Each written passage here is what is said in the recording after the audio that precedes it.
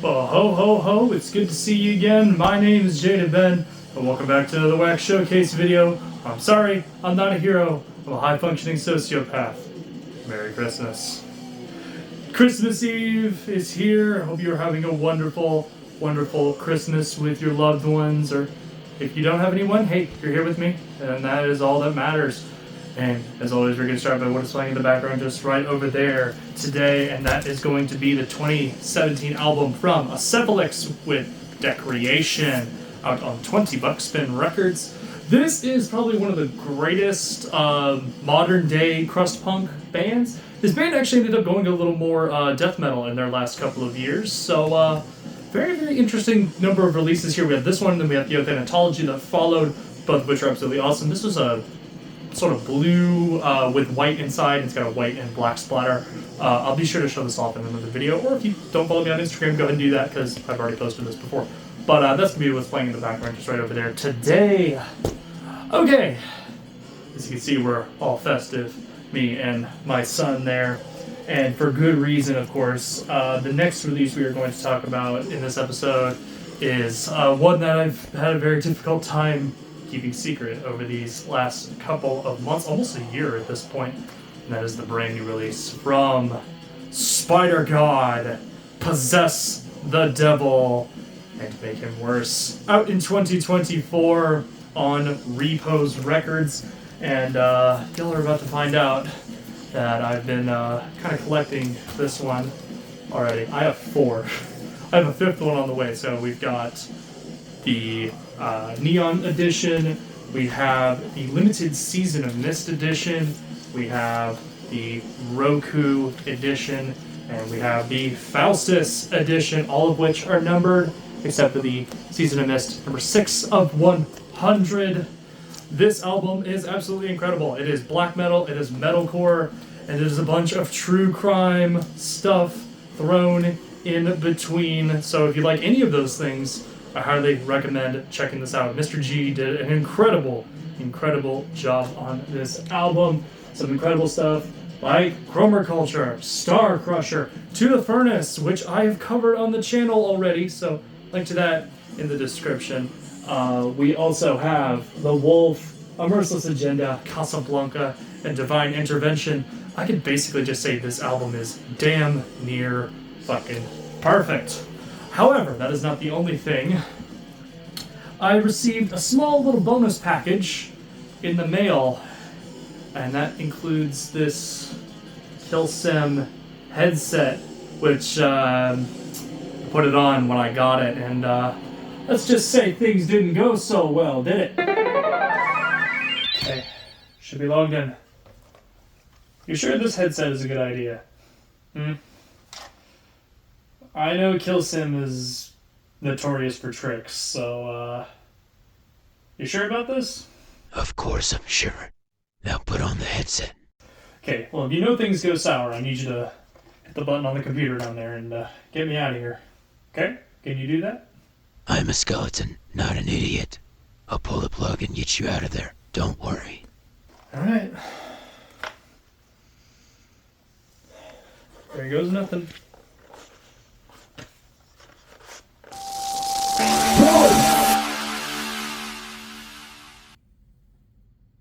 Finally, he's gone.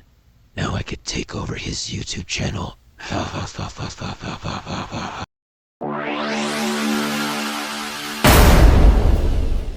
I may have a crowbar, but this doesn't look like Half-Life 3 to me. KillSim fucking lying to me. I knew it was a trick. Welcome, Jaded Ben. Possess the devil and make him worse. How do you know my name? I don't know why I'm here. This is what you want. This is what you want. Okay, I'll bite. What do you want me to do? Where am I? Fuck that. You said this would be a simple exchange. I put on the headset, we play a game. This isn't a game. Okay, you know what? Fine. Sir, as a southern metalhead, I've got a question for you. Have you ever heard of the band Crowbar?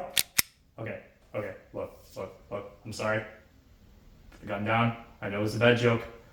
Look, we can work this out. Don't do anything crass. We can work this out.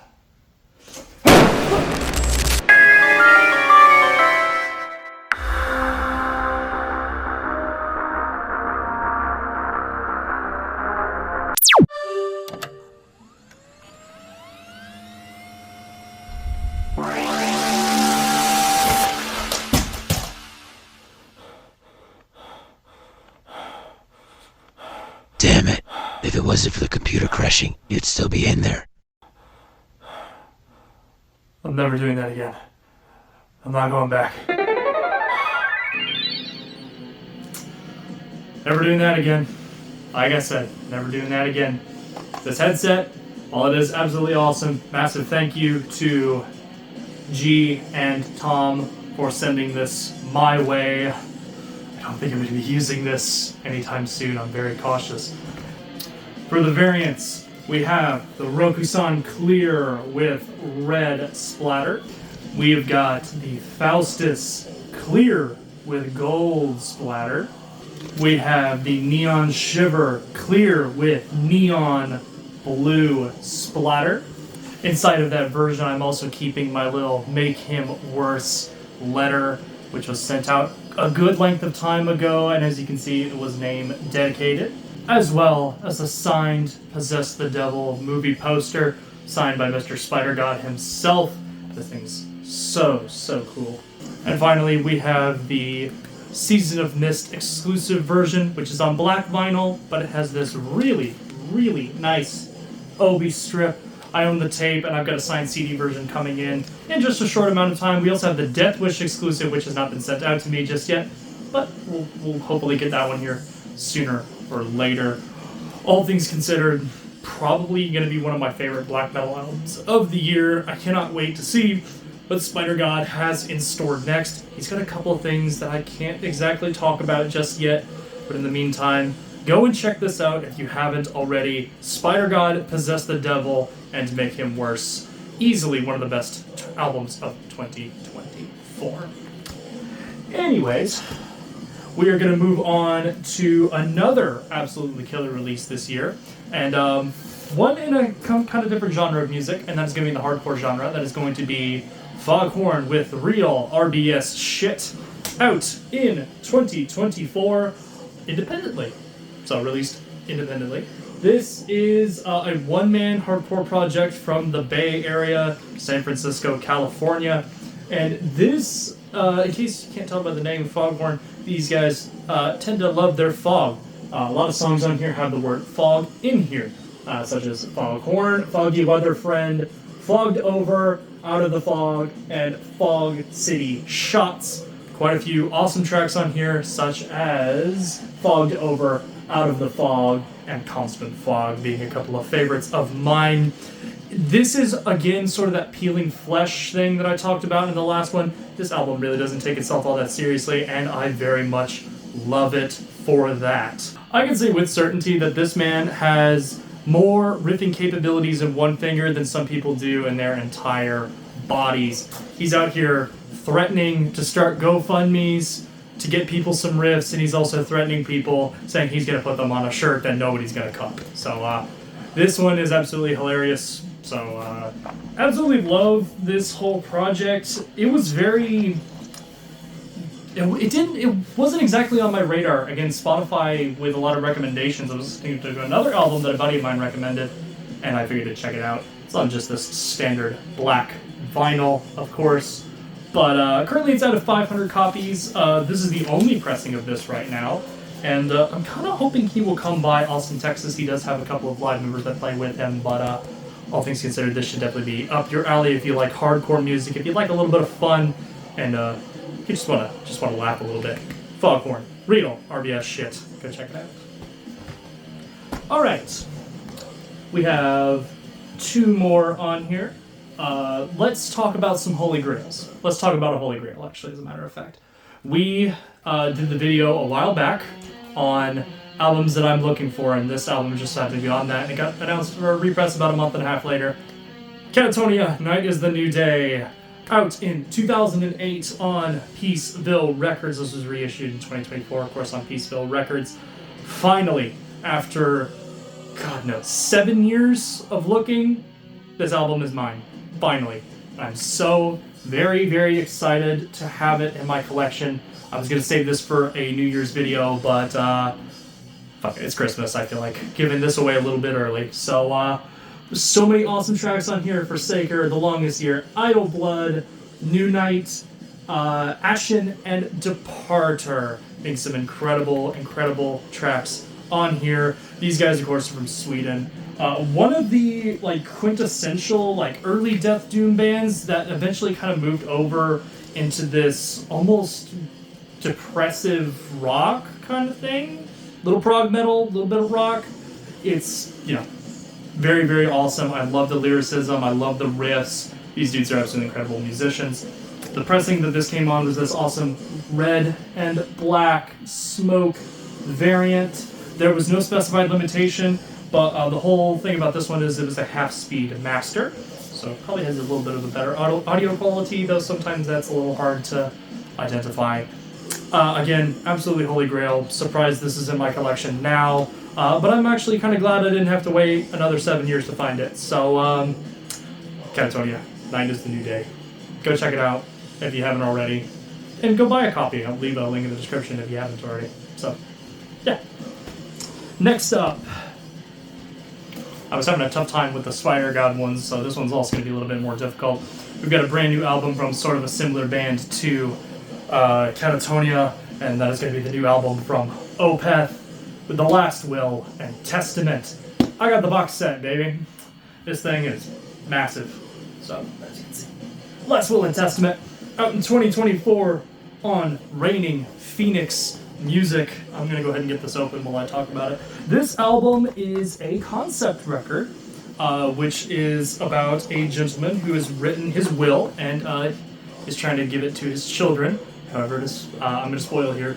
He doesn't have any children. He doesn't have any legitimate children. They are all born through affairs or through second or third party means. So, a lot of turmoil ensues there. Here's the actual cover here. Absolutely incredible. I stuck the sticker on the back here just because it didn't have the logo anywhere on the cover. But there's the awesome cover there. This also came with a lyric sheet for the song A Story Never Told, though everybody did get something different. Certificate of Authenticity. This particular box set was limited to 1,000 copies, though there were 4,000 across 2 box sets. This was the more limited of the 2, being only 1,000 copies. It also has a little notebook here. This nice little Opeth Last Will and Testament notebook. I also have a copy of the Digipack CD version, which has the little Blu-ray disc with the extra Dolby, as well as the behind the scenes. Nice little fountain pen. Super cool. As well as a little Opeth ink vial. I haven't opened these yet, and I do not intend to because I know fountain pens to be notoriously messy, so we're not going to open these. I'm just going to kind of leave them the way they are. I do love the fountain pen, though. It is absolutely gorgeous. It came with this giant poster, which is basically the entire letter that the album is based upon. Here is the inner liner, the inner notes. I love this kind of style of the pictures they did. The musicianship on this album was absolutely insane. Vault on drums absolutely fucking destroys, and the fact that Michael is back doing growls gave me goosebumps the first time I heard them, because Michael Ackerfeld, in case you can't tell, is one of my biggest vocal influences. I had the pleasure of seeing them live in 2021, November 2021, at ACL Moody Theater. Just prior to this album, of course, being recorded. It comes on this awesome gray and black. They call it Corona effect, but I'd say this is a merge, all things considered. Super awesome. I own another version of this as well, and that was the Gimme Metal exclusive, which was this kind of clear with black and white smoke edition, but I honestly can't find that one right now. I'm still sorting some records. Anyways, absolutely incredible little album here. Opeth, The Last Will, and Testament. Not the best album I've ever seen from Opeth, but honestly, this was a massive breath of fresh air, and I love those last couple albums of theirs, so I'm very, very happy to see them kind of go back to their roots to a small degree, but very interested to see what they do next.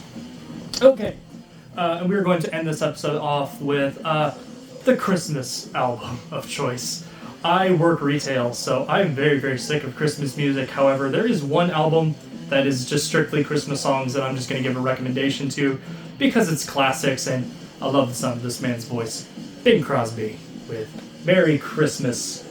Absolutely incredible. This was a little thing I just picked up at Walmart just because I like Christmas albums. I like certain Christmas albums. This one being one, Frank Sinatra being another, Nat King Cole being another. I love that sort of old, smooth 50s vocal stylings. This one does not have an insert, but it's on this clear with green and red splatter. And of course features a lot of super, super familiar tracks, such as White Christmas, I'll Be Home for Christmas, Silent Night, Santa Claus is Coming to Town, which features the Andrews Sisters. We've also got Silver Bells, of course. All classics. Absolutely love Bing Crosby's voice. I'm still looking for some kind of older hits of his, so fingers crossed one of these days I'll be showing him off in another video. But in the meantime, I am going to leave you with this here, and I say to all of you, stay safe, stay metal, Merry Christmas, and I'll see you next time.